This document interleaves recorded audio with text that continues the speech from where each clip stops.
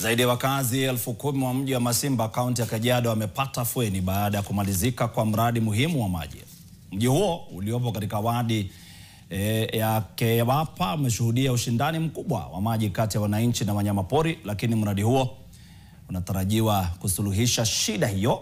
Akifungua mradi huo uliotelekezwa kwa ushirikiano na serikali ya kaunti ya Kajiado na programu ya Floka ambayo hudhaminiwa na Benki Kuu ya Dunia, gavana wa Kajiado Joseph Ole Lenku amesema uhasama wa binadamu na wanyamapori utasahaulika. Kauli hiyo iliungwa mkono na wakazi wa mji huo.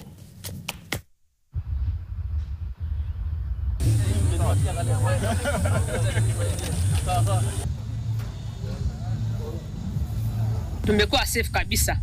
Ukileta mifugo yako wanakunywa maji vizuri, ndofu wanakunywa pande ile, mifugo wanakunywa pande hii, na watu wanachota mahali inayofaa.